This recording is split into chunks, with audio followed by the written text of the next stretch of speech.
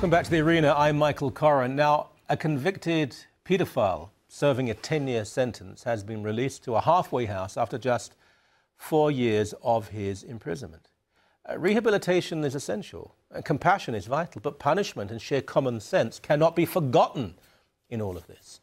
Former police officer and crime expert Ross McLean joins us. I believe that we have to help people and re-enter society. But what must come first is the safety of that society and, most important, of the most vulnerable children.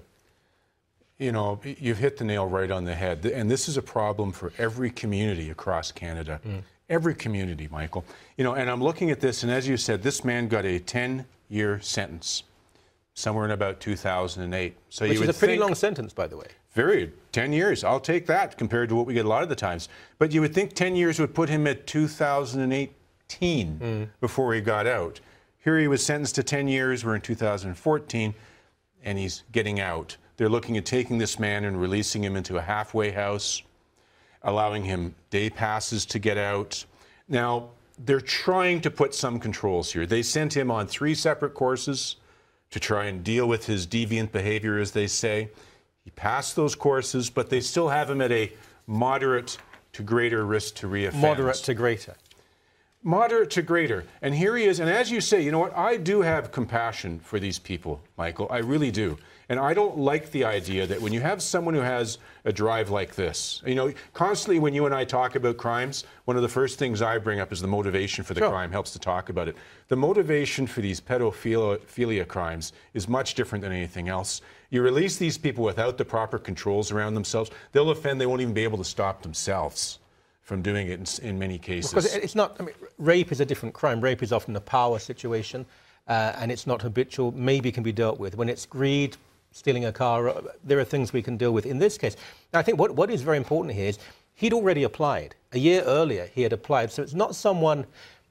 There are those who have this attraction who hate themselves for it and try every way to stop it. And if ever they are incarcerated, they want to stay there as long as possible. This guy wanted to get out as soon as possible. He started abusing this child at the age of 4. Over almost a 2-year period, the abuse went on.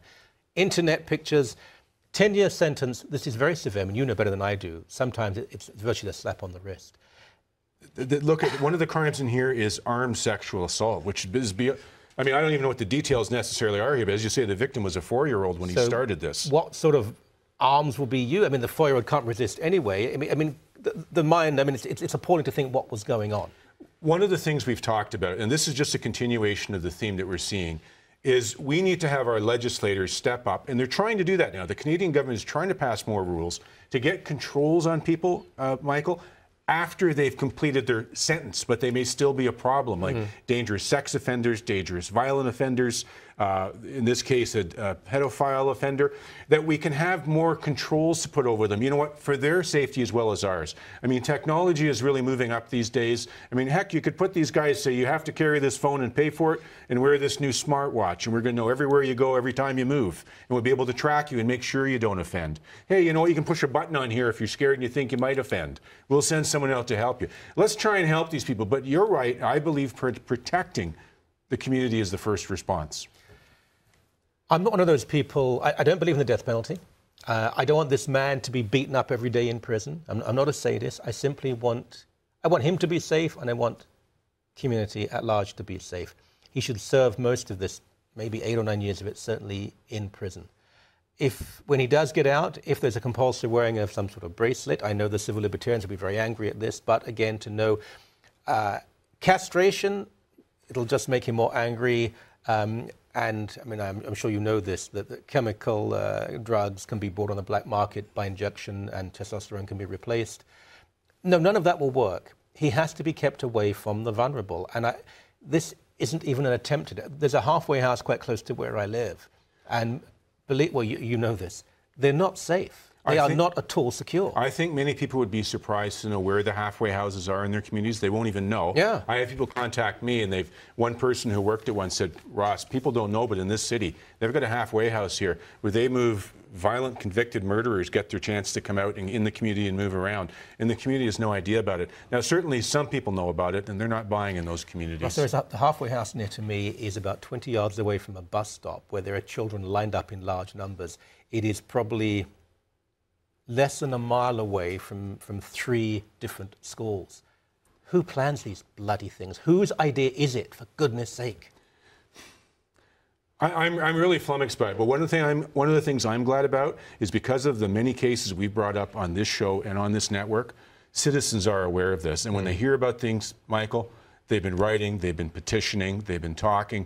You know, what it usually results in is the police follow them closely and lock these guys back up again. Do they do that? It does happen. It does happen. There's been, on the really, really bad ones, you know, on the really bad ones, it does happen. I've had people call me from seeing on this show that said they did a petition, they went to the police, and they got some action taken. Well, the halfway house, and again, I don't want to be too anecdotal, but the halfway house near to where we live was quite close to a police division. That police division has been closed down. Yeah, and I'm not convinced that any of these parole-type situations, Michael, work out well with police supervision. I did the math on the people out on probation and parole in Toronto, and the size of the Toronto force that's supposed to be looking after it. The people who check up on them, they can maybe afford to see somebody once a year almost if they were to see everybody. The police resources are very tight. Let's use technology. Let's use healthcare. Let's make sure these people are safe before they get out. And if they're not safe, we need to have legislation that says you just can't ever get out without having some sort of controls, such as a bracelet or some technology.